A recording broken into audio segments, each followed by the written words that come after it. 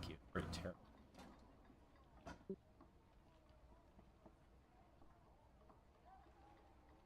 I mean, none of them, neither of them really landed any of those shots when we were ranged in the middle of the room. But they were like getting caught up on each other, so they couldn't move, and I was just pelting them with arrows. I mean, the I fighter think, died in the fireball, and that'd be pretty low. yeah. Well, I shot him twice in the back as he was chasing you too. So that had to do some damage.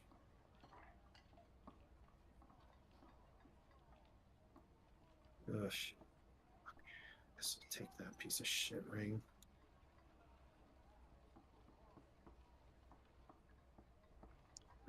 That. I might need some better trousers.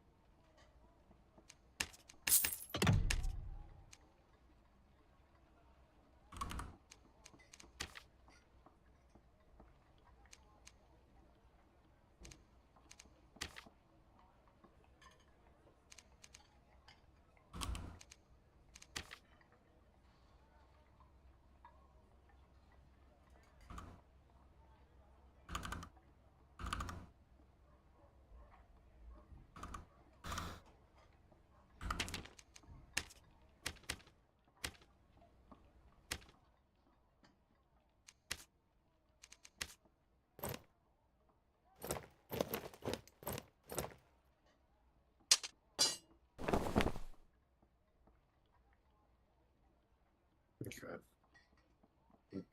Yeah, this is just a better build, I think, for what we're doing here. I should be way tankier. I should be just about as fast, and my strength is vastly increased. I got like 7 more strength than I did before. 145 HP, 26 agility, like I'm showing.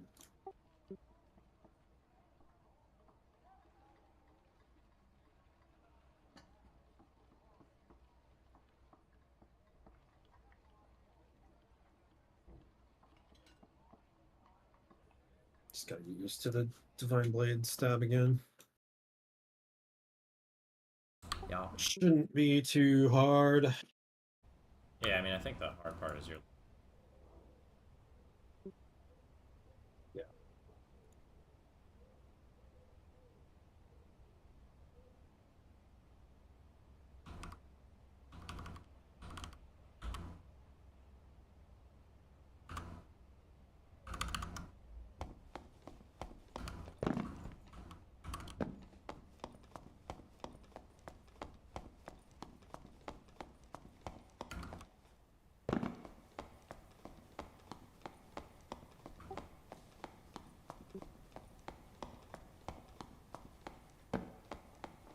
It'll fill up.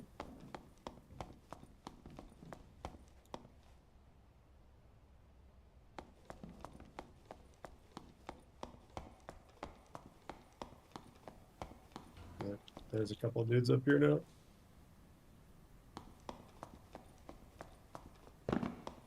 264 cleric.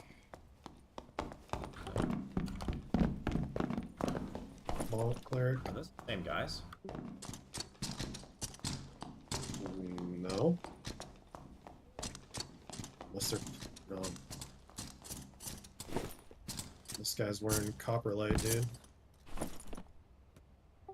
Copperlight fighter.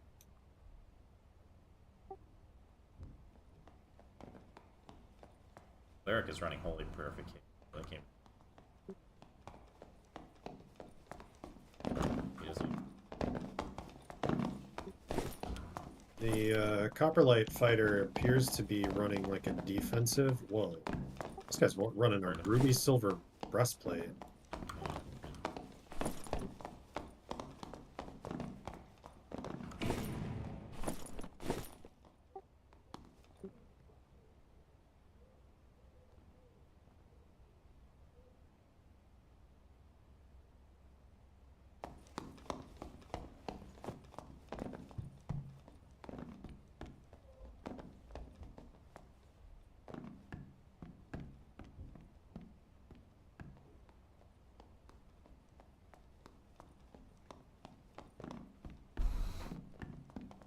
Damn, bro, this guy's 480. 480 wizard. Spell overload, sage, quick chant, ice mastery. Yeah, that's the guy I was looking for with the double Hermes and Gotcha.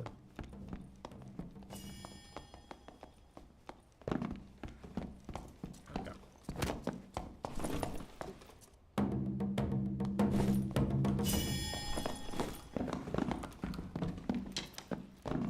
That wizard character really geared. His cleric though is the one with the Holy Purified. Mhm.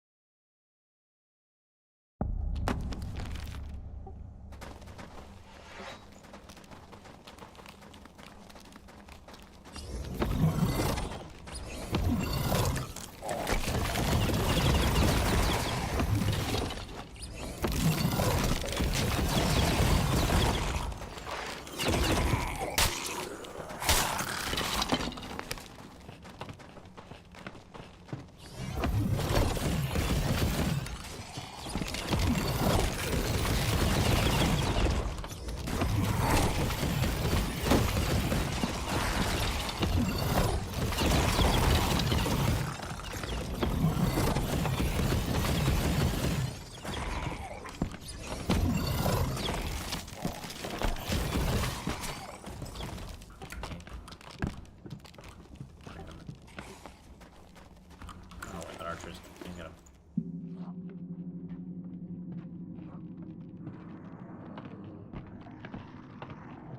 I gotta use my fucking Jesus. I'm so fucking slow, man. I'm not used to this. I don't know why I'm so slow. I guess it's All that armor.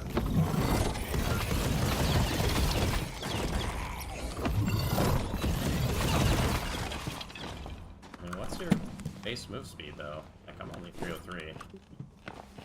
base move speed is 303 with nothing out. With the divine sword, it's 90.8. I think I got frozen by that hit. Yeah. If you get hit, they slow you, and that's harder to dodge the phone. Yeah. Really bad to ever get hit.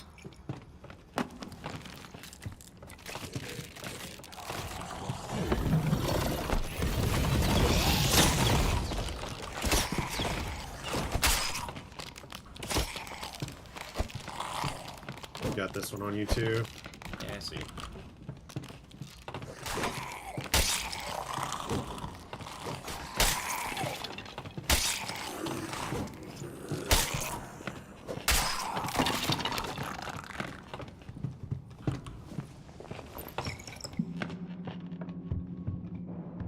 Well, unfortunately, I have to campfire because I had to use my fucking.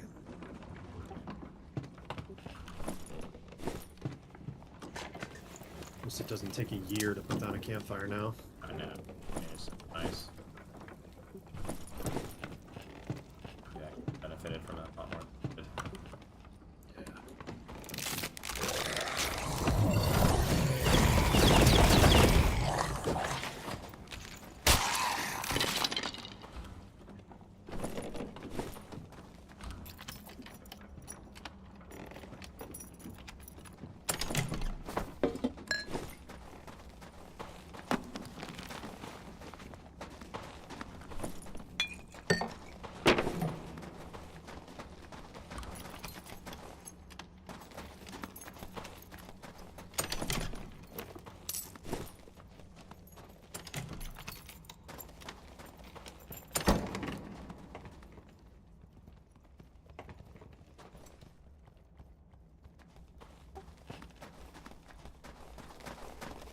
Berserk.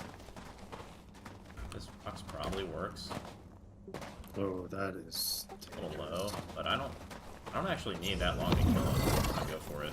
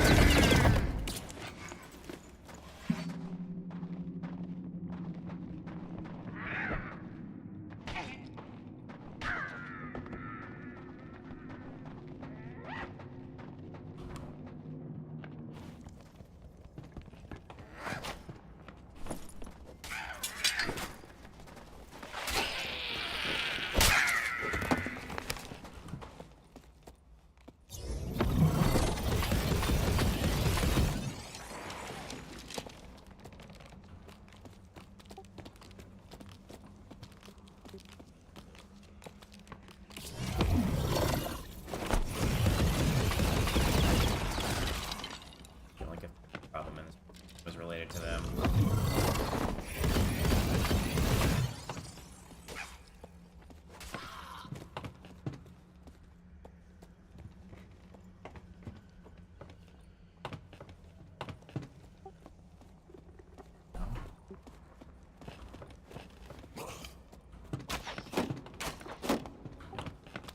See.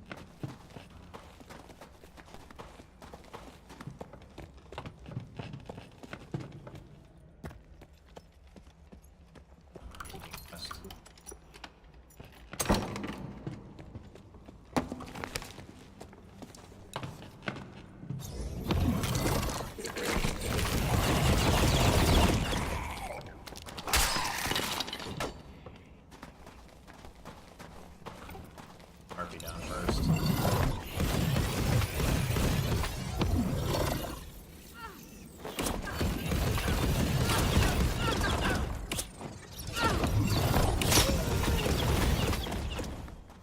He's in the door, I got him out.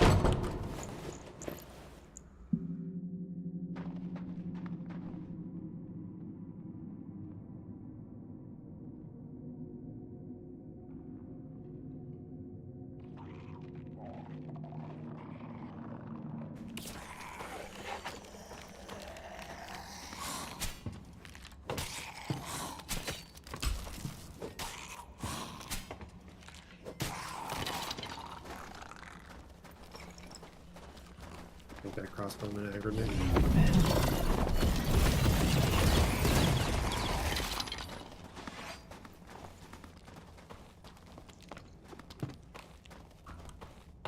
Idiot now.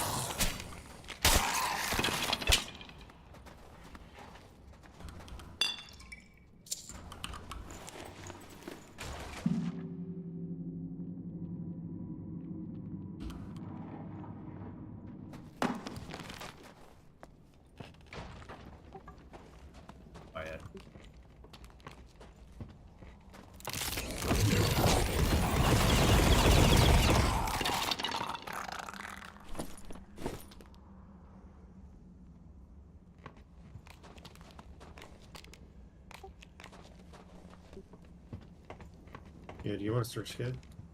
Yeah, is it like there? Yeah. Take one.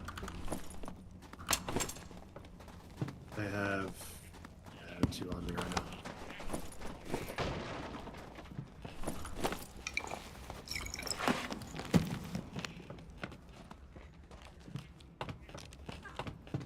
Yo, west.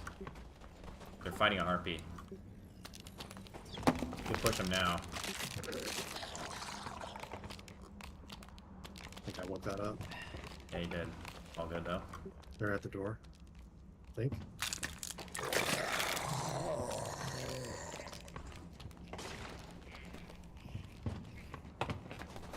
Did we clear into the south part of this room at all?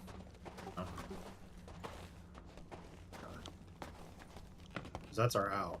I mean, the shit down there can't up to us, right? Or North. out. Okay. Enemies north. We should probably just go down if we're gonna go down.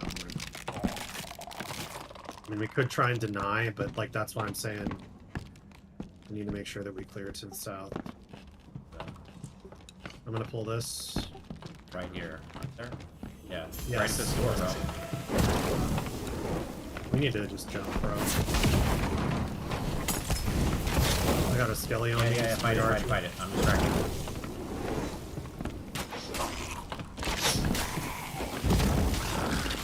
Dead. All good. Got Yeah, another yeah, one on me? That's fine, just fight the archer. Dude, I've got They're a not coming fucking through. ton. I got a ton of fucking. If the red is up, you can jump. Like, that's all good.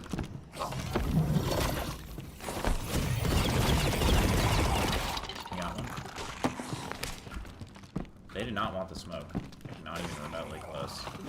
I have a fucking harpy on me now. God damn, dude. Okay.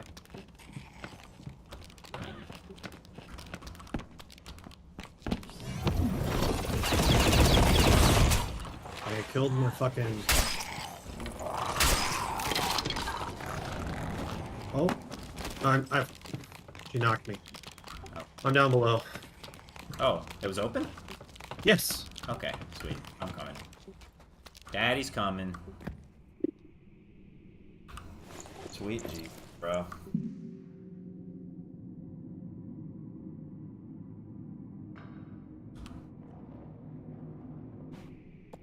Yeah, I blocked that door, bro, and I blasted the door with a fireball. They straight ran. Okay.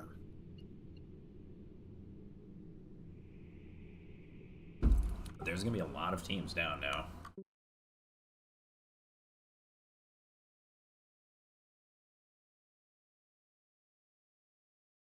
Like, I almost think we should just try to Ash Jam, kill them.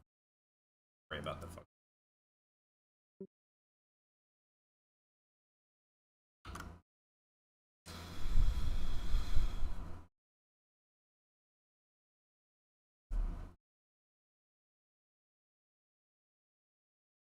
Unless it's that fucking 500 year score. Friendly. Right. Not that he's gonna be friendly. It's a virtual. Portals west and portal.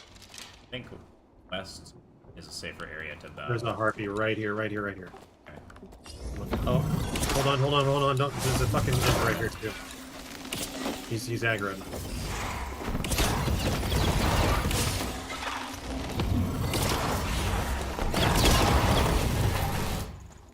Okay. That looked dangerous, whatever he was about to do. Sure did.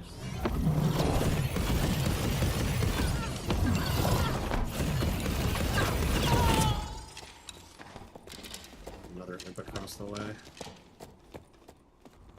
Another harpy there too. Coming in the army. Who are you going after? Harpy.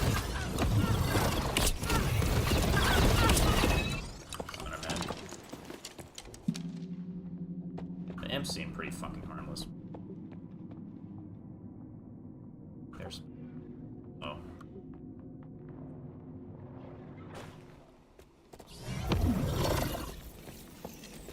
Where I can shoot you.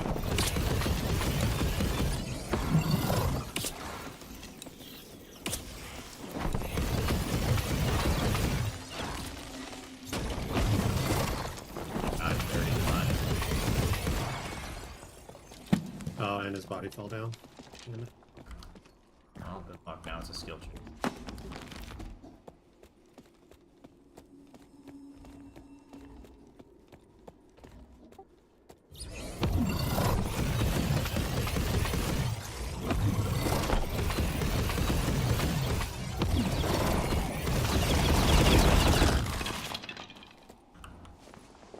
Medding.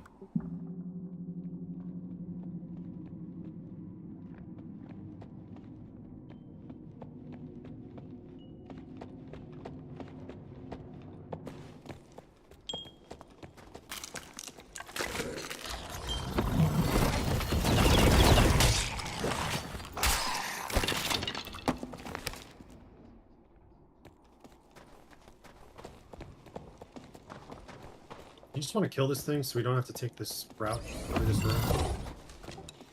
I think you can cast on it. I can't do it. The other one I got because it was far enough Dead, away. dead. I'm just worried there's people in this. I'm gonna go get it. Good.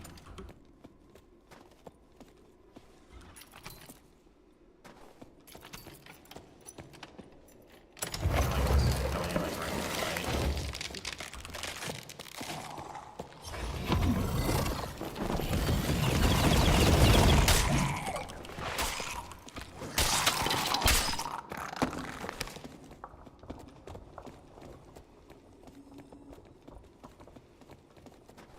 I'm skipping this. I hear fighting north side of the room, Alright. or okay, maybe it was just the imp making those weird noises. I could have sworn that that was fighting though. Okay. But the imp sounds like fighting Yeah, though. it Like does I sound know like that was fighting, bro. I've heard it fighting. before.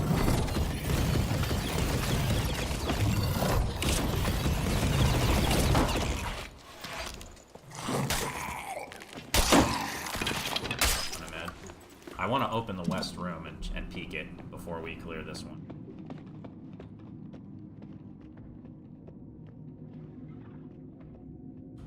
Yeah, no, Nope. the imp sounds like he's getting damaged. I don't see shit in here, bro, at all. Looks dead in there. Not like dead things are dead, but like Yeah, yeah. nothing's moving. No, there's no one in here. I woke up with a skelly. I might just close. I'm just gonna. He's gonna take forever. Yeah, to he was kill. I'm close. just gonna close it. I'm gonna kill a spider here.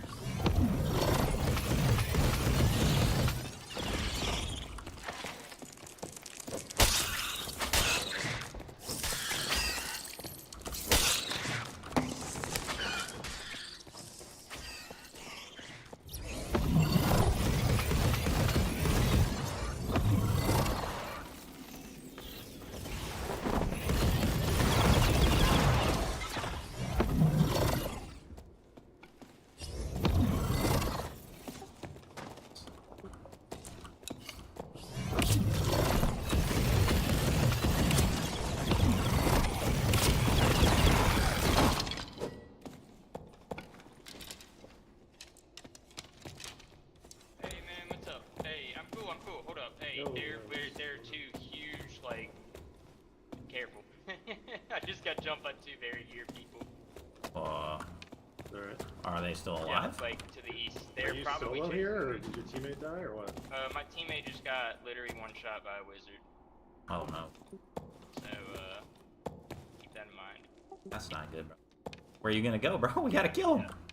Who's running, man? I'll stay. Ain't nowhere to run. You're in the abyss. I think I may have lost him. I'm like one module away from him. They were chasing me. I mean, if he's Yeah, I might just trio up with y'all. Yeah, it's all good. We got 3 portals here. Let's just keep clearing.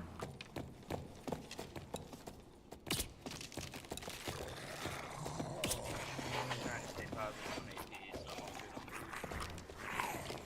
on I'm gonna barricade the door.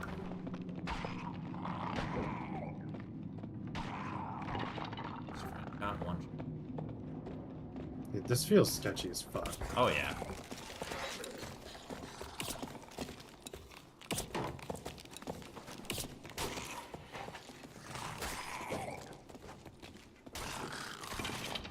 trying so hard not to hit him that I'm missing my hits on It's the fine, fucking it's fine. Just clear skellies. slow and steady.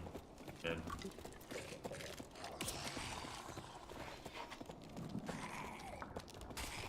Point, we'll just get out. Like, it's too high risk to get Wendigo now.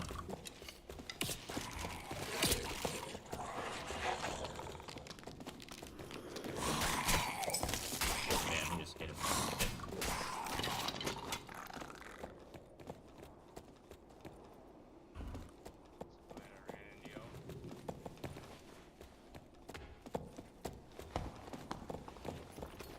Yeah, because we don't really have. I mean, I guess we have. Yeah, we Go, should bro. just go. Honestly, I'm full on loot for Yeah, the most no. part. Like, Full enough to leave. Like, I'm full to the point where. Alright, good luck, bro. I'm out.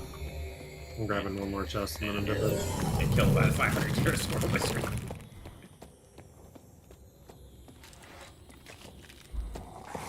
Hey, good luck, man. Let's use some. Well, like he was. Yep. I wasn't chasing the shit.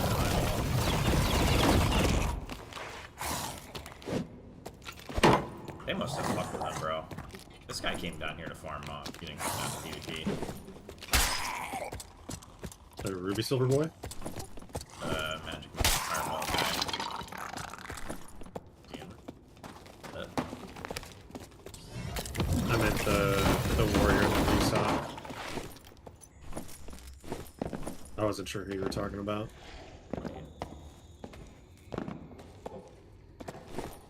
Oh, the fuck. What the fuck, bro? See what he's doing? Wait, how'd he get in there? He like had some jumping puzzle to get in there. What the fuck? That's Wait, fucking how does he get hilarious. out? I don't Oh.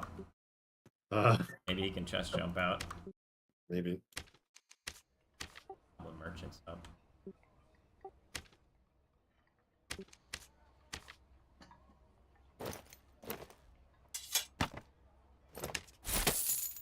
Yeah, may clean me out. Shit. I got my hat back at least.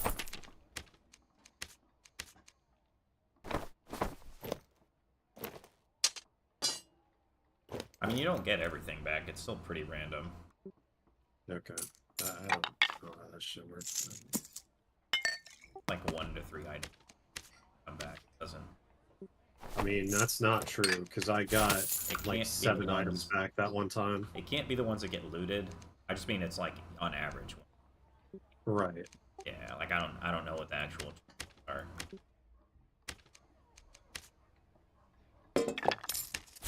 I've died where like I know my body didn't get looted and I didn't get everything back. Okay. I'm gonna take a break from this for a while. Yeah, This shit sounds good. stresses me out, dude. Like, Oh my god, bro.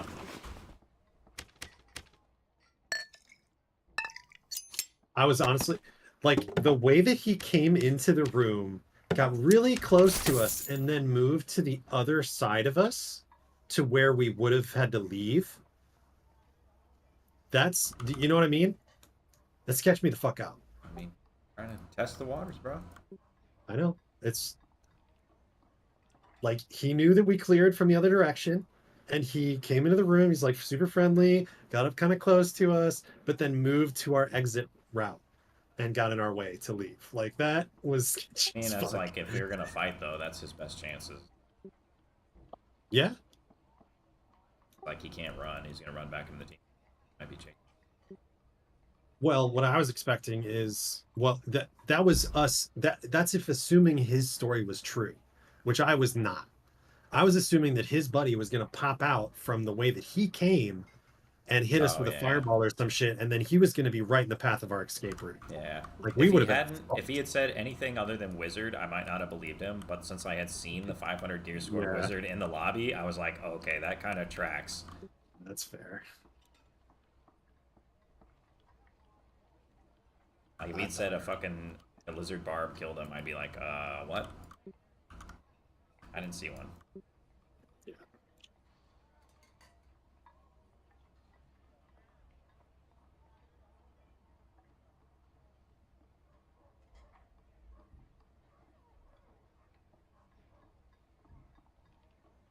This other are not bad.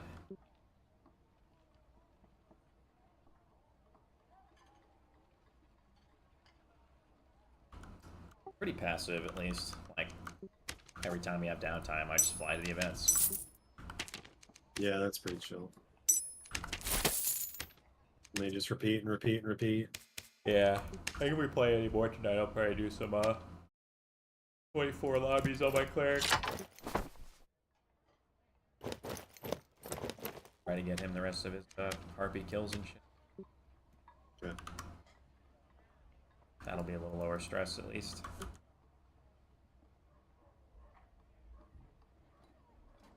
Damn, I didn't even make it back to 1 or 2.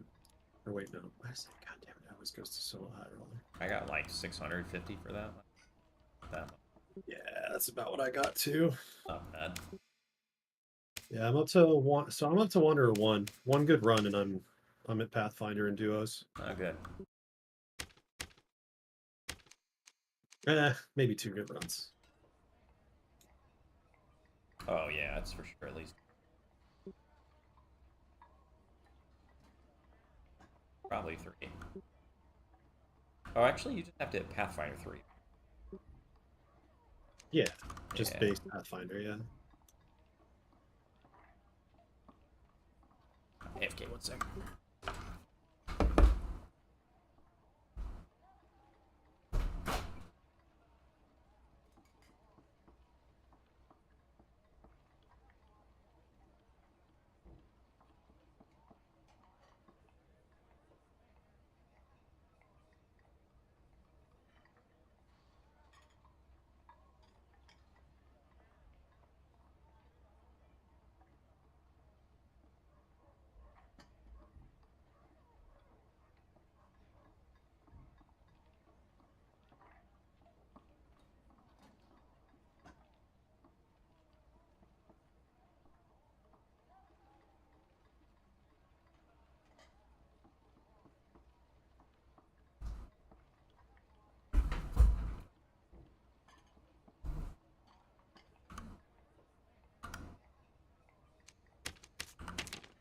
That's how much gold.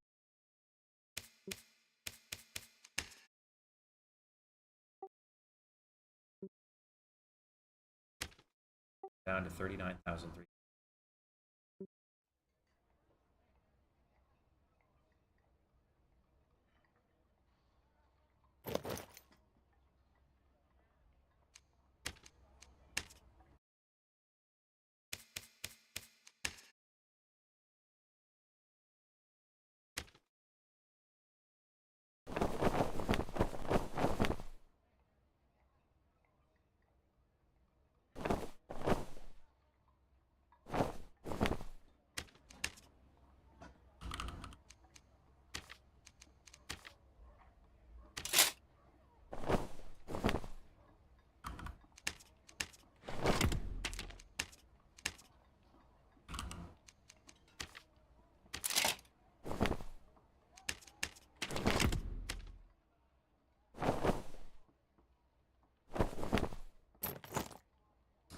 Fair Adventurer Tunic.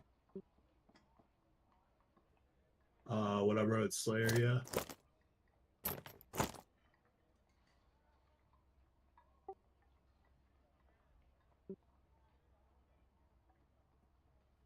Strength, vigor, agility if you have one with agility, but agility is like, that's going to be very expensive.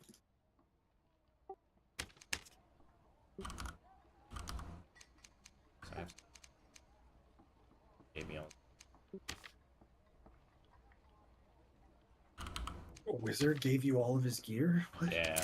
Like, does anyone want my Monk Wizard gear? I was like, gave me like,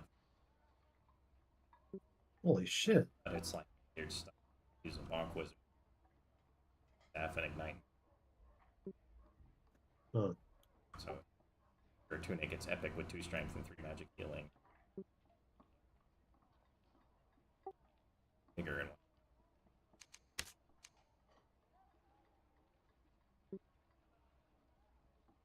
Let's see. Epic with 2 strength and what else? Magic healing. I mean, the magic healing is pretty good for you. Next pot. You said 2 strength, right? Yeah. Starting price check. Oh, God. It didn't work. Of course it Starting. Oh my god. did. That says- shit's so janky, dude. It says only use item rolls that can exist on this item. So if you want to do a search for an epic one, you have to fill out all of the item rolls. I try to use that. It Earlier will today, and be- I'm like fucking retarded. I could search on the auction house in game so much faster. I mean, this isn't a bad thing, but like, That was a program that does. oh sure, like the rat tool from Tarkov.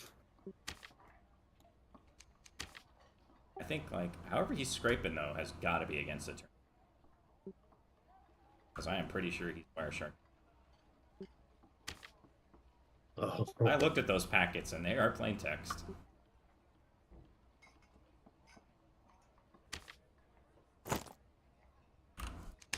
Like did you ever run Rogue at all? not a lot. See some funny videos around D&D that has to do with like pickpocket Rogue. Just doesn't seem worth it, but It's not. Ben was running that when he was on Rogue. Of course, he had pickpocket. oh my god, of course. Dude, he just like any class he picks, he will just hone in on the most worthless thing to bring into threes.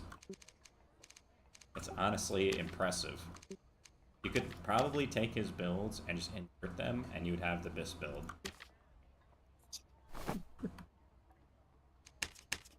It's-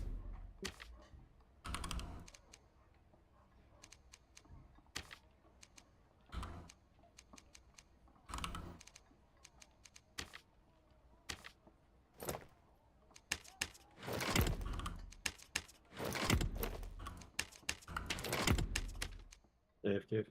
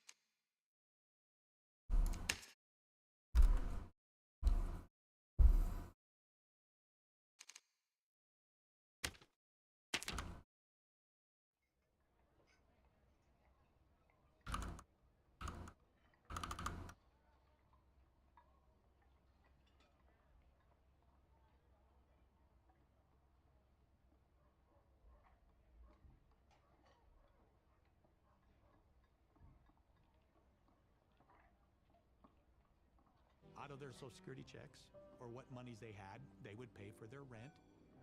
Their meals were provided as part of that payment. In some of these cases, she became the person that could actually sign those checks and place them in the bank, in which she did. So we went to Dorothea Puente's house to see if it would be okay for Bert. She seemed so sweet. She had a box of kittens. She had little bottles of milk that she was feeding them. And she said, "Excuse me, I've got the kitties here." And we're really impressed with that. We're thinking, gee, she is nice. You know, she's got a box of kittens. When we went downstairs to look at the room, I did meet someone that I was familiar with. His name was John Sharp. He said, "Well, there's a lot of pluses staying here. You know, maybe it's just a room, but to have a nice place, have some really nice food, it works out very well for us." I was impressed.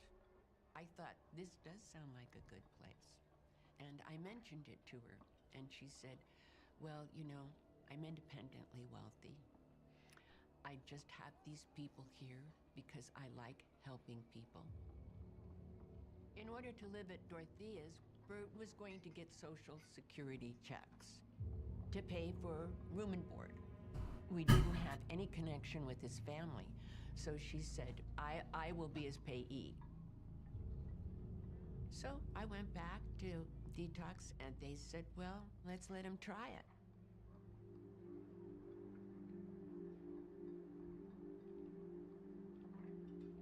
In the beginning, Bert seemed to be thriving under Dorothea's care. And I was very pleased to see him develop friendships within the house and have his own bed, his own recliner, his own TV. It was nice that he had a decent home. Do you like living where you're living now?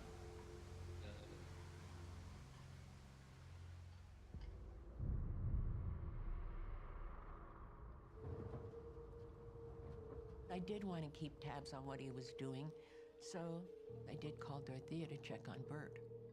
After a few months, she told me that Bert wasn't here right now, that he was in Mexico staying with her brother. There had been a fiesta. I'm hearing that and I'm thinking, that's not like Bert at all. There was something very wrong with that. She said, "Oh, he'll be back maybe on, say, Friday." When I called, "No, he isn't here. He'll be back next week. Don't worry about it." Then I said, "No, what I'm going to do is on Monday, I am going to call the police and I am going to say there's a missing person here." Monday morning, I come into my office and there's a phone call right away. I pick up the phone. And it was a man who said that his name was Don Anthony and that Bert was now no longer at the house. He had come home from Mexico and his family came and picked him up. I didn't believe it. Somehow I knew where I could find John Sharp, who lived there. I said, "John, what's going on with Bert?" He said, "He's not there anymore." And I said, "Did you go to Mexico?" He said, "None of us went to Mexico, no." And then I said, "So tell me about where you live, like, is something wrong?" He said, "Yeah, something is wrong here. She's been digging a lot of holes." When you first look at her, you just go like, this could be my grandmother or the little old lady next door.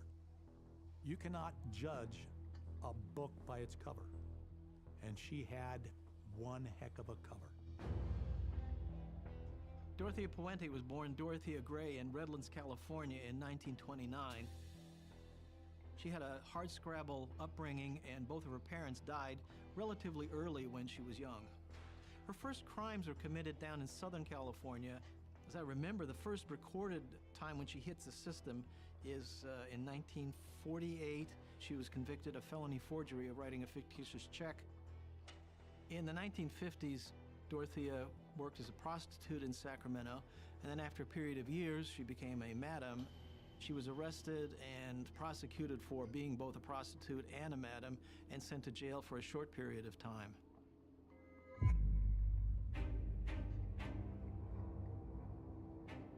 In 1982, I was in the Sacramento District Attorney's Office on a temporary assignment. The first time that I became aware of Dorothea Puente was a case involving a gentleman named Malcolm McKenzie. McKenzie was an older man that Puente picked up at a bar. They had 2 drinks together. He then told her that he lived nearby and took her home. When they got to his house, he began to feel very strange, and he lay down, and at that point, he could not move. He said he was absolutely paralyzed, but he was able to see what Puente was doing inside of his apartment. He'd been administered some kind of stupefying agent, but he was able to watch her go through his belongings, take some coins. She came over to him and actually pulled a ring off his hand, and then left. When he reported it to the police several hours later, after he had he regained his motion, Puente was arrested. During that same period of time, Dorothea was passing herself off as a medical doctor to various elderly women and taking advantage of them. She would sometimes carry around a medical bag to make it look as though she was a practitioner of some sort. She had a stethoscope in there. She had a blood pressure cuff. She was not a doctor. She was not a nurse. They were props. She was administering some kind of stupefying drug to them because all of the victims reported the same kind of symptoms. And when they awoke, jewelry, coins, checks were missing, and Puente would be cashing the checks. Dorothea pled guilty to 5 felonies, and she was sentenced to 5 years in state prison. She went to prison in 1982. She was written up in the local media. My name appeared in that report, and the day afterward, I received a phone call from a man, and he said, "We saw your name in the newspaper. We think Dorothea poisoned our mother."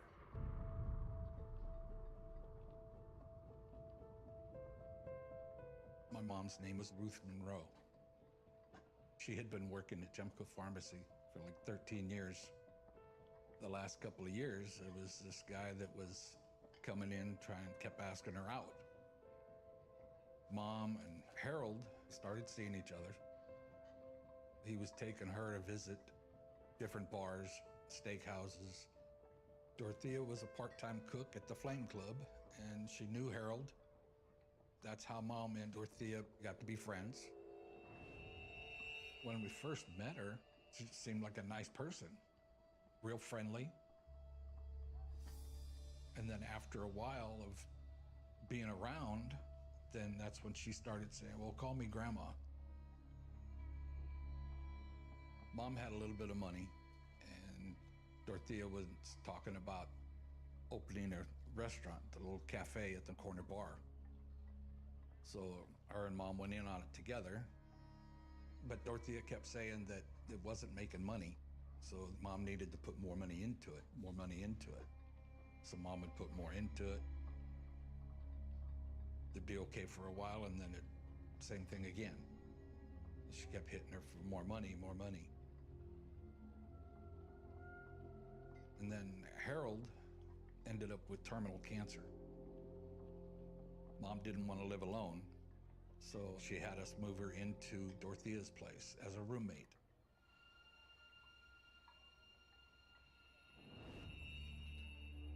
I would stop by there every day after work, and everything was fine up until the last 3 days.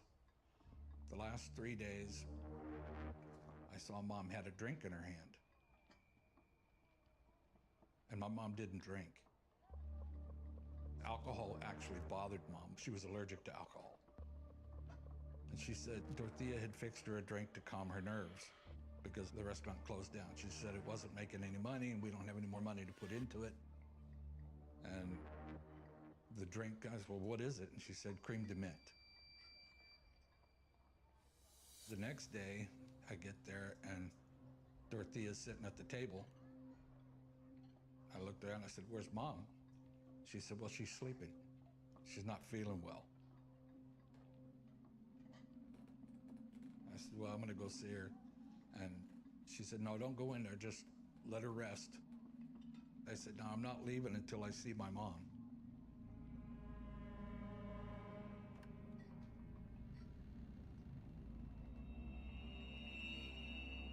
So I sat down on the edge of the bed, put my hand on her and on her shoulder, and she didn't say anything. She just she had her eyes open, and then she was like, tears were coming down. I said, Mom, you'll be okay. Dorothea's taking care of you. And Dorothea had talked about being a nurse at one time. So we felt that she knew what she was doing and that she would take care of her. So I'm saying, you'll be okay. You'll be okay. I'll see you tomorrow. Give her a kiss, and I left. That next morning, 6 o'clock in the morning, was when I got the phone call from my sister saying that my mom died. She got a phone call from Dorothea saying, come and get your mom's stuff, which was an empty purse.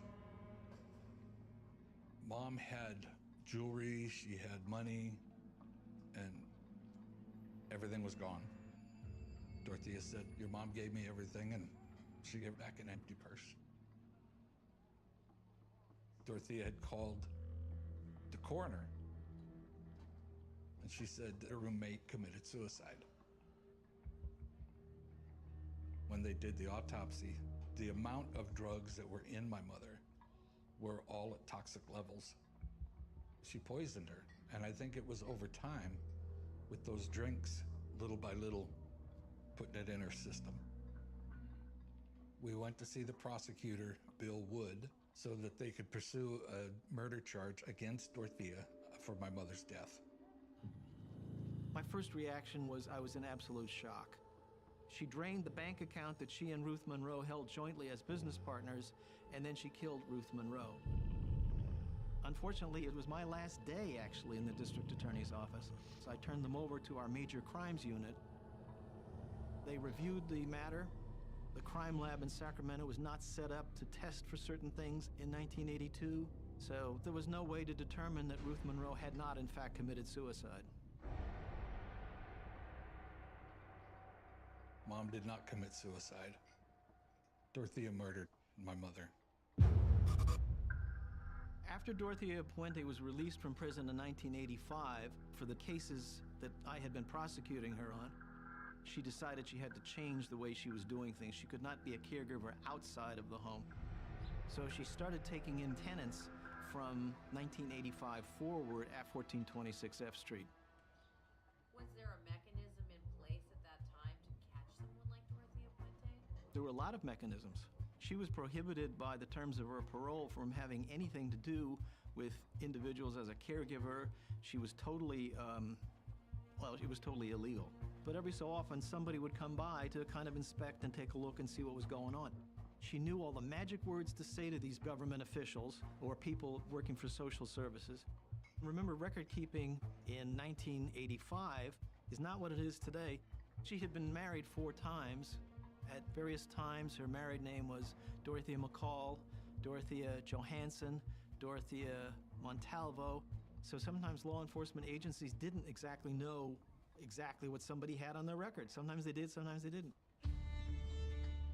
So it was about 2.5 years that she was running an unlicensed care facility, having people come in and out, providing medications to them, taking their government checks from them, and nobody was keeping an eye on her until 1988.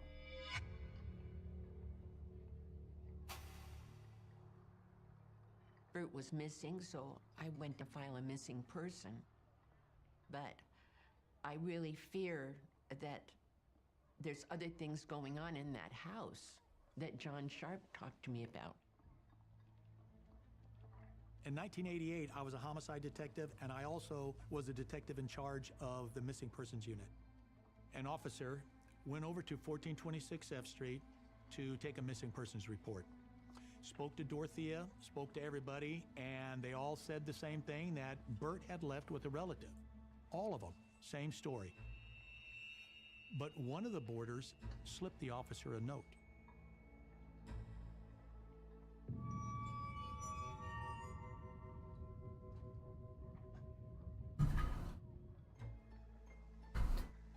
Your first name is John. Sharp? S-H-R-P? Yep. John Sharp would tell us later that he didn't know exactly what happened to Bert, but he knew that what Dorothea was telling them to say wasn't true.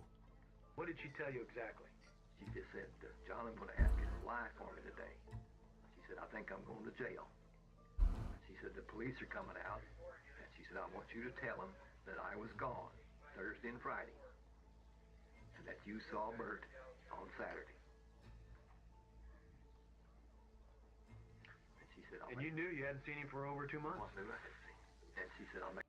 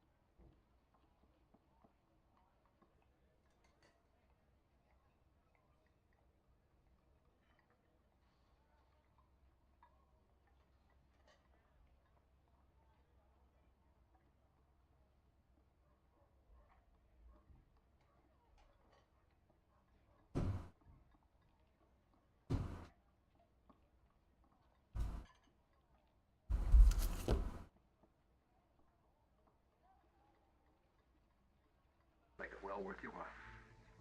And so I start researching who was Dorothea Puente. And I find out that she was on federal parole. You know, she was incarcerated for putting knockout drops in individuals' drinks, taking their money and their Social Security checks. I started to say, wait a minute. It was evident that I needed to get into her house and to talk to her, and I needed to find out what happened to Bert. Judy was very persistent about us taking shovels. Yes, I did want them to go dig. We've got to do something, because I still have a guy missing, and I want to know where he is. You got to do it. My partner and I went to Dorothea's boarding house with her parole officer, Jim Wilson. So we went in, I asked her about Bert. She said that she was expecting us. She went on and told me, yeah, you know, only thing she knows is that Bert had left with a relative. She was gone to church then. I asked her specifically, what exactly was it here at this place that she was running? And I'll never forget this. She looked directly at her parole officer and she said, Jim, I'm in violation of my parole. And I looked at him and I remember he had like a stunned look. I then asked her if it would be okay if I could search her premises, and she agreed. While I was scurrying around looking under the bed in the closet for Bert, I kept finding blue pills, capsules. And People that have sleep disorders, they take this drug. Her past using drugs to knock out her victims, everything started to gel a little bit. I knew that there was something really wrong here. Before we were getting ready to leave, and I think she felt that it was all done and said, other than her facing a parole violation, I said, "Oh, Dorothea, one more thing. Would you give us permission to dig in your yard?" And she kind of looked at me and says, "Whatever for?" And I said, "Well, the social worker, I just want to be able to tell her we've searched everywhere, we've dug around, and we found nothing." And with that, she just went, "Yeah, okay, whatever. Yeah, you can." So we took the shovels. There were 3 of us. We started digging 3 holes. This is a small garden area. It's about 15 by about 20. Goes on to the back. There was some digging in this area, also in this area. At one point, I started finding pieces of garbage, eggshells, paper, cigarette butts. As I was digging, I looked up, I saw Dorothea standing out on the balcony on the 2nd floor. And she was just staring at me. And then I started finding pieces of cloth, and I would pull them up, and they were kind of a light pinkish color. And I kept pulling these pieces of cloth up, so I set them in a pile. But I was also finding, as I was digging, pieces of what appeared to be leather pieces. It basically looked like beef jerky. And then I kept digging and digging, and my shovel had struck something hard. I decided to get down in the hole, brace myself, grab this with my hands, and yank on it. And when it broke loose, I could see it had a ball in the end, and it was a femur bone. It was a human femur bone. And then I could see that it was attached to other skeletal body parts. He got out of the hole, and I knew right away. I told him, "We've come up on human remains." What was the beef jerky? It was actually human flesh that had come off of the bone.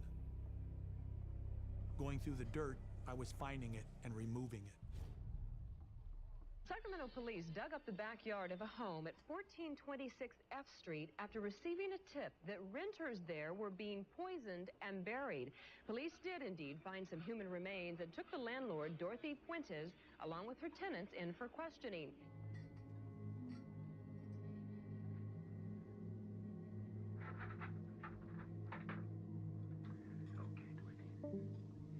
I had to get to the bottom of this, so I thought I'm going to have to see if I can press some of her buttons to get her to tell me if, in fact, she knew about what was in the ground or what really happened to Bert. Nothing makes sense here, Dorothea. Nothing makes sense. Everything you said, you can't really substantiate. Mr. McCauley tells me another thing, Mr. Sharp tells me another thing, and I've got a guy that's been missing for at least 2.5, 3 months. She was emotionless, and she would just look straight into my eyes and answer every question. You know what I heard? I heard, "Hey, Dorothea, over at 1426 F Street, killing people and burying them in their backyard."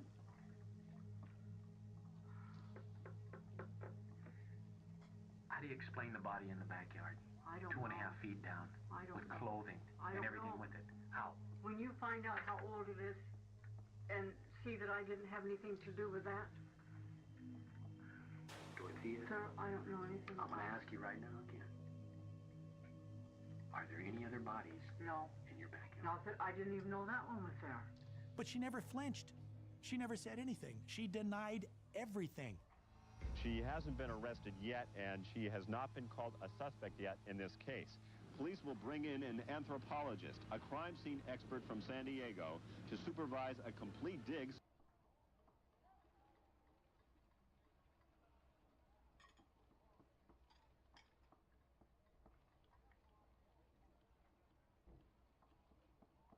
Starting tomorrow morning. We found the skeletal remains on the first day, and then we, on the second day, start digging up other areas.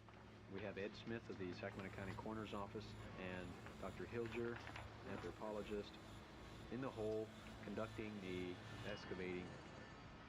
And that is one of the occupants, Melvin McCauley. I heard McCauley yell, "Mr. Cabrera, Dorothea would like to talk to you." So I walked upstairs, and she came out round by the kitchen. She says, "Am I under arrest?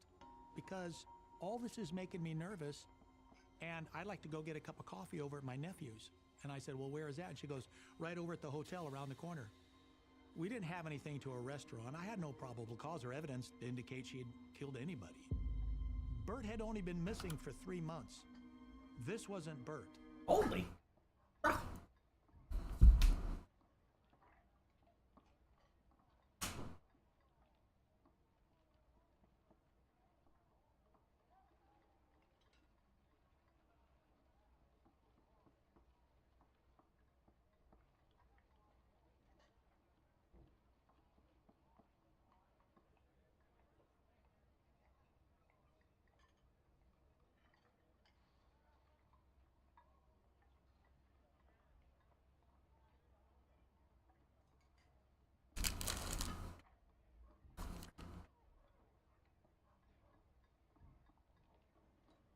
So I told her, I said, "Yeah, no problem."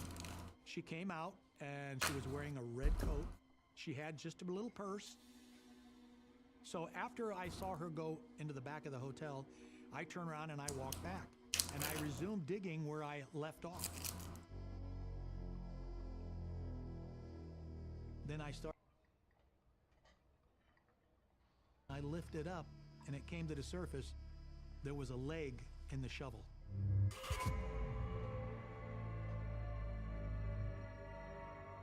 I yelled to my commander, "We got another one."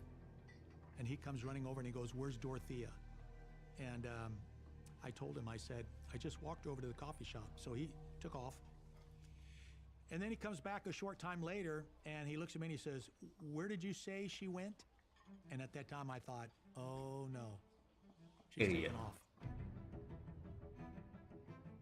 After we dug up the second body and her fleeing the scene, we put out a BOLO, be on the lookout, to all police agencies. I was following the case hour by hour as the stories were coming up. There was suspicion that she may have fled to Mexico.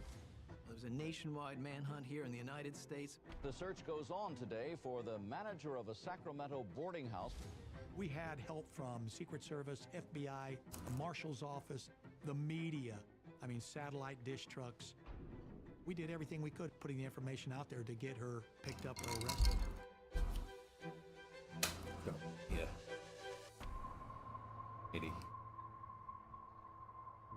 She was gone. We had her permission, so we just going to dig up the whole yard. This is dig site number 3. What he is holding there, what appear to be fingers. Even though we couldn't see the body because it was wrapped carefully in blankets and plastic, it was a big person. This one is 200 some pounds. We're gonna need some muscle in here. And it left no doubt in my mind that had to be Bert.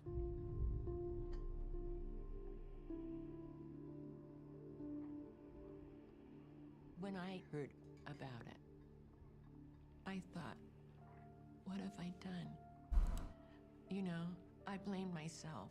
How could I not? But how would I know that she was a serial killer? Yeah, you I didn't know.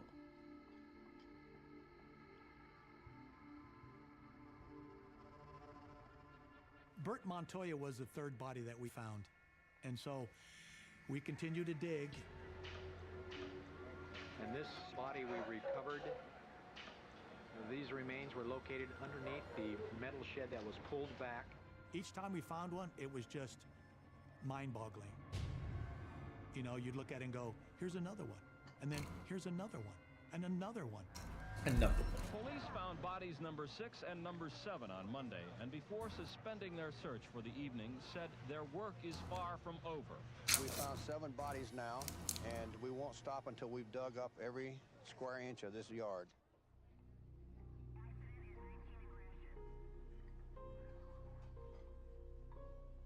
Later, I went back into the house so that we could go through it with a fine-tooth comb. While I was conducting the search, I looked in the kitchen and I looked on the calendar that she had hanging up. She had written on some dates, Bert left, as though I would find it, look at it, and then go, oh, wait a minute. She has it here right on the calendar. Okay, let's close shop, men. We know where Bert went. That's how far she went to make this real. One of the things that made Puente successful as a murderess and as a criminal was that she would make a terrific effort to seem not menacing, both in the way she dressed, the way she talked. She used all of her means to rise above suspicion. You know, her little chiffon dresses, makeup every day. I don't want to go back to prison. Well, I realize that. I'm an old lady. I realize I'm that trying too. to get off parole. I'm trying to get my life together. I think I was around 50 at that time. She told me she was 65 or 70. She was my age at that time. And this is what I find out later. She looked older than she was. She played that part, I guess, to get you to believe in her, so she could take advantage. Who would suspect a person like this back in 1988? Nobody in the neighborhood. Neighbors are wondering why they never noticed anything. Never. I'd never any indication. I can't believe it. Right next door to my house. The most magnificent thing were the marvelous tomato plants all the way around in the garden. You smelled what you thought was death. Now, your prior experience led you to believe this. Yeah. And what's your prior experience? Well, I worked for the Kansas City Mortuary Service. And it was coming from that room off the kitchen. Yeah, you couldn't smell it any other place. On the second floor, adjacent to her kitchen, I was walking around and I noticed how cushy the carpet was. And then I looked down and I realized it wasn't just one carpet, it was two carpets. So I reached back and I pulled the carpet up. And when I pulled the carpet up, I was overcome by a stench that I had smelled only a few times before. I would find later on that what permeated the floor was putrefied body fluid. This is where I believe she prepared all of her bodies. Have you ever had any or had the need for any lye around the house? Lye? White powder lye? In the hole we were digging, there was some residue of lime. Would there be any reason to be lime 2 feet below in the soil? None. You never put any down? Never put on.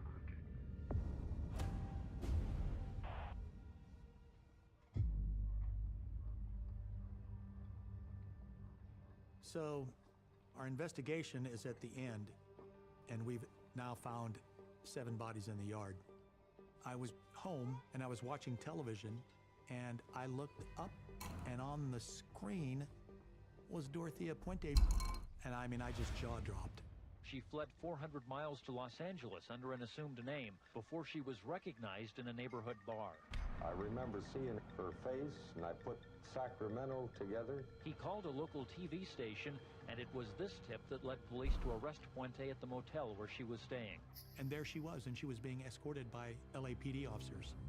I jumped up, got on the phone, called my boss. We got on a plane, we flew down, we taxied up on the tarmac, and an unmarked police car came out. She was sitting in the back seat.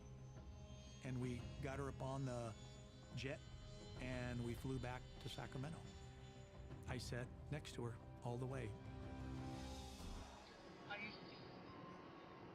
used to be a very good person at one time.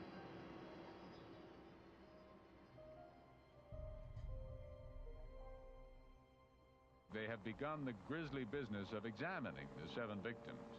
Most were found in the fetal position, wrapped in tablecloths and plastic bags. When the Dorothea Puente case broke, I got a phone call from family members of Everson Gilmuth. They were conveying that their father was engaged to Dorothea, and that they haven't heard from him and they were nervous since now they're seeing all these bodies being found. Gilmuth had started a pen pal relationship with Dorothea while Dorothea was incarcerated for putting people down with knockout drops. And Dorothea was telling him how she had really taken a look at things and wanted to get out of prison and change her life and get a new start. Right after she got out of prison, Everson Gilmuth came to live with her at 1426 F Street as a love interest. A short time later, detectives from Sutter County, just above Sacramento County, contacted me and said, you know, we had a John Doe back in 1986, similar to the type of bodies found in the yard, wrapped in plastic and duct tape. What we're viewing now is the plastic that is wrapped the body found inside of this box. It appears from all of the evidence that she killed him within about 3 or 4 weeks of his moving into F Street, then disposes of him in this horrible fashion by dumping him in a box near the river. How tall would you say that box is? Have you measured it, or? Pretty close to 6 foot. And then sends postcards to his sister for a period of months, saying that Everson is fine, or he's having trouble with his heart now, but lying to her this whole period of time, knowing that he was dead, and she'd thrown him out by the river. After she disposed of him, she began to bring in other individuals as tenants where she could exert tremendous control over them in terms of what they ate, what they drank. Consistent throughout Puente's criminal activities is the use of stupefying drugs of various kinds. Dalmane and other kinds of diazepam were involved with all of the victims buried at F Street. Dalmane is a tranquilizer. Montalvo had done time in prison for drugging and robbing people she met in bars. When we saw the news about the F Street murders, we ended up going back to the district attorney. Bill Woods had retired, and at that time it was John O'Mara. We were hoping he would include what she did to our mother with the other charges that he had against her. When the district attorney, who was going to prosecute the case, looked at the evidence and looked at the similarities, there was enough there to bring that into the fold and charged her with Ruth Monroe's murder. Puente was charged with 9 counts of murder in the first degree, which means she could get the death penalty. The 9 were Ruth Monroe, Everson Gilmuth, and then 7 victims who were found buried on her property at 1426 F Street. What did they have? They had their little Social Security check.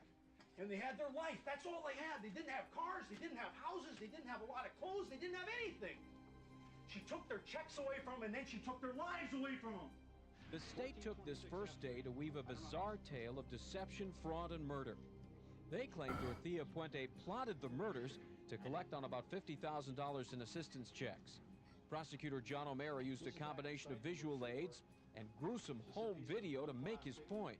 It was a complex case because we didn't have a confession or anything that told us that she actually killed him. Her statement would be she admitted to cashing the checks. After they died in their sleep, they were sick, she didn't kill them, she buried them, she couldn't call the police authorities. Why? Because she was on parole. That made sense. We, the jury, in the above entitled cause, find the defendant, Dorothea Montalvo Puente, guilty of the crime of murder in the first degree.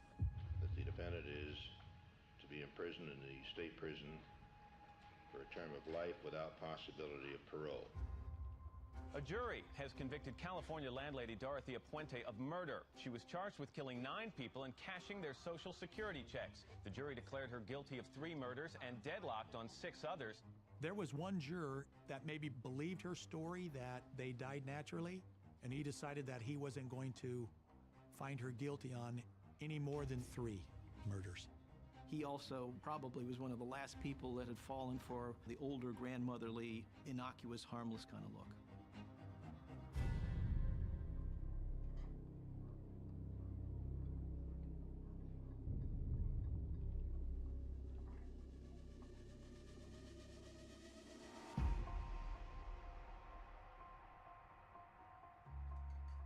we're standing here at the Sacramento County Courthouse.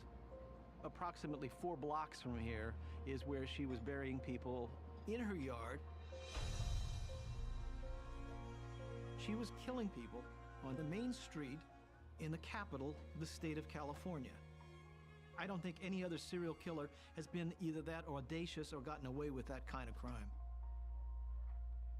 In the end, I believe it was about money and power. If somehow, for some reason, you were receiving a Social Security check, it's all right for you to designate me as the payee for that check.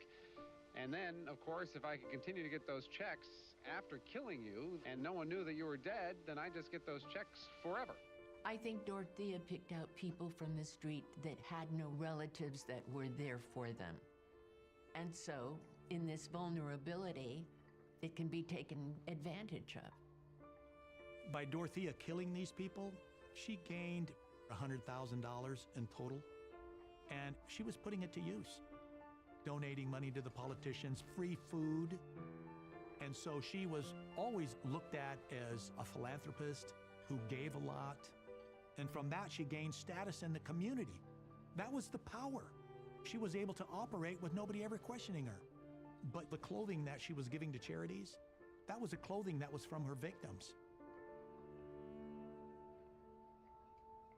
The people Dorothea murdered were Leona Carpenter, Dorothy Miller, Benjamin Fink, James Gallup, Vera Faye Martin, Betty Palmer, Everson Gilmuth, Bert Montoya, and Ruth Monroe. They were real people. Every single one of them.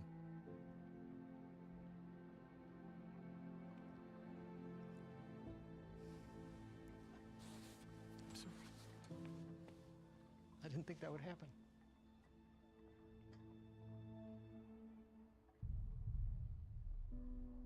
A Sacramento landlady convicted of killing 3 of her tenants in the 1980s has died in prison. Prosecutors say Dorothea Puente stole the Social Security checks of her elderly tenants, killed them, and then buried their bodies in her backyard. Puente was 82. There is no closure to it. I mean, you have to move on. You still live. But when there's no conviction, there is no closure.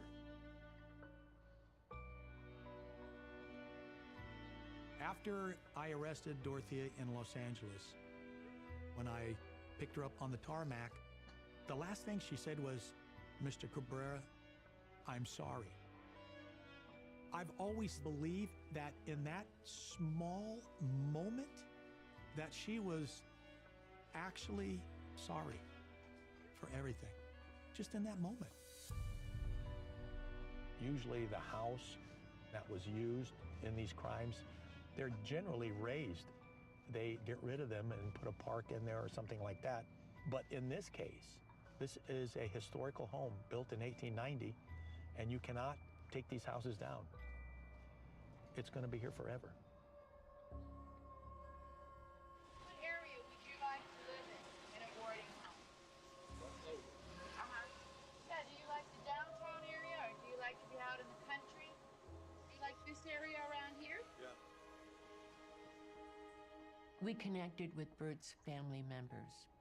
We told them that he had passed and how sad it was, and that we were going to have a memorial. And we would be happy to pay their way to come out and be there for his funeral service. At the gravesite, I did the eulogy. And all the people who knew and loved Bert were there. It was a very sad ceremony, but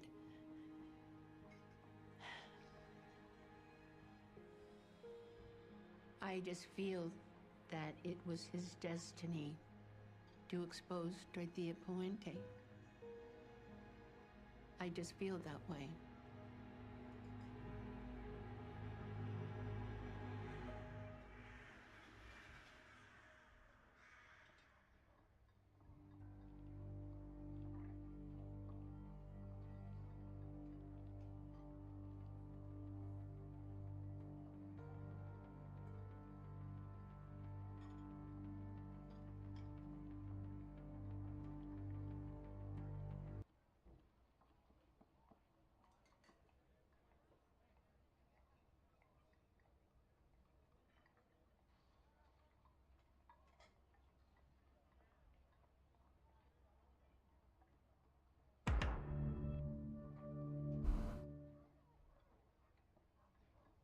And you're not getting the coffee table, I'm guessing. Okay. I'm not wearing these glasses, by the way. I don't want to come off as some douche with sunglasses on inside. I have other glasses. I know you'll like these. You know, you guys decide. I'm sure I look very good and I'm not going to regret any of this. They go with the shirt. They have pink lenses. Granny glasses a little bit. Yeah, I think they make my face look thinner because they're so big. We're going for the thin. Let's do it then. Come on. My name is Evan Back, and I worked for Ashley Madison for just under 10 years. It was a dating site for married people who wanted to have an affair. I'm looking for someone other than my wife. Part of what I really love about Ashley Madison, it's so outrageous to some people. I'm looking for someone other than... When I would go to trade shows, and they would say, you know, who's your biggest competitor? And I'd say the Bible. We all dream of the perfect marriage. But sometimes life just doesn't work out that way. For most people, married life is really hard. If you found yourself stuck in an unhappy marriage, well, what would you do? The perfect affair is not just meeting someone, it's meeting someone and not getting discovered. When I first heard about Ashley Madison, I thought it was a great fucking idea. What the company was selling was secrecy and discretion. Just the deepest, most personal stuff you can imagine people were providing to this website and trusting it to keep safe. By 2015, we had 35 to 40 million members at Ashley Madison. It was a cash cow.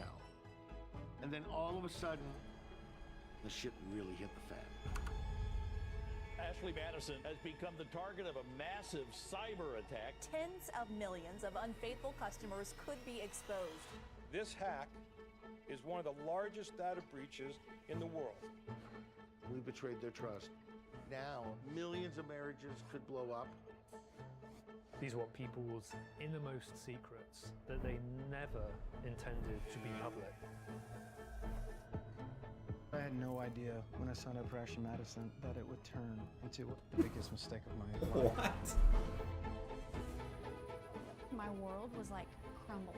Every single aspect of my life up until this point felt like a lie. It was like Pandora's box has been opened. What's going to happen next?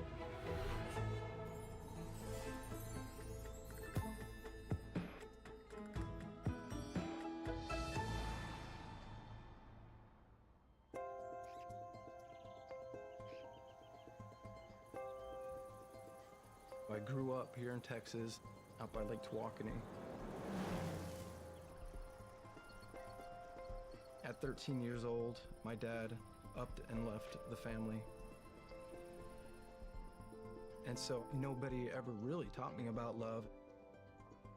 But one of the movies that came out when I was younger was Big Fish. Edward Bloom, played amazingly by Ewan McGregor.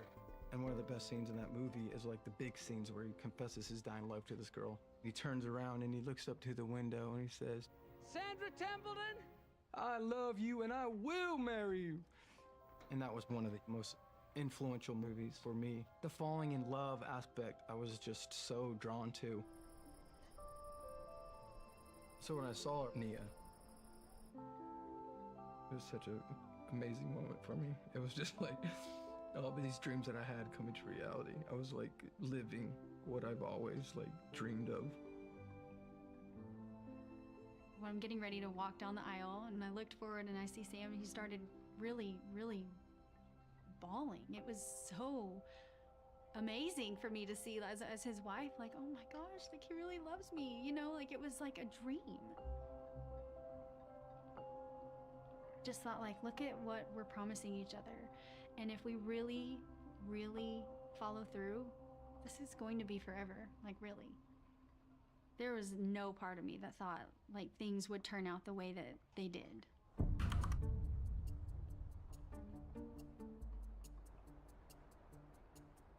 My name is Mark Morgenstern, and originally I was the creative director at Ashley Madison. It was founded actually by my brother. It was like early 2000s, and I remember my brother was really excited because of some stat about dating websites. 30% of the people on those non-cheating websites were married. And he went, wow, that's just an insane figure. That's how it started. We don't think it's sleazy at all. I mean, Ashley Madison is, not about porn. Ashley Madison is not an adult site. Ashley Madison is mature themed. Those were the two most popular girl names, Ashley and Madison. It seemed a little upper class, so you felt the site had a certain pedigree. Ashley Madison was ahead of its time. They were not just an online dating pioneer, but an internet pioneer. The company first launched right in the .com boom of the early 2000s. The idea of a dating website was still at that time, a little out there, a little sort of weird, like, oh, you're gonna sign up for a dating website. And then especially you add it's a dating website for adultery. It's certainly a bit of an out there idea. When it first started, we were trying to figure out taglines. The one they chose was "When monogamy becomes monotony," was the first one. I don't think we properly focus grouped it just because we thought it was clever. And a lot of people thought it was wood. It was mahogany. Some want to talk, some want to do more. They tried an infomercial, which I wasn't really a part of. They tried other things, and they kind of failed. Let's face it, we're sexual beings, and some of us will always find a way to have multiple partners. It just didn't work. They weren't bringing the people in.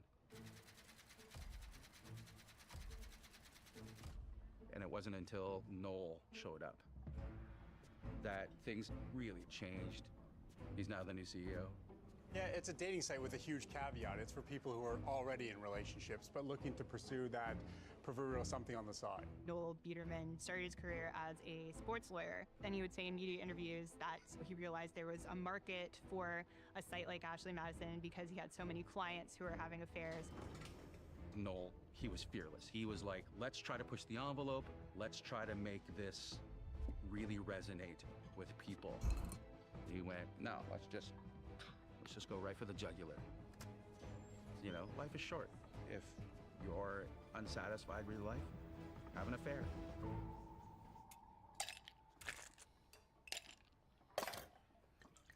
Noel and I have been friends for about 34 years. We met at summer camp, and we became close and fast friends. And I like to tell people, we put the fun in dysfunctional. As a kid, he was really, really fun to be around. Fantastic sense of humor. Charming, funny, smart. Didn't take any shit from anybody, including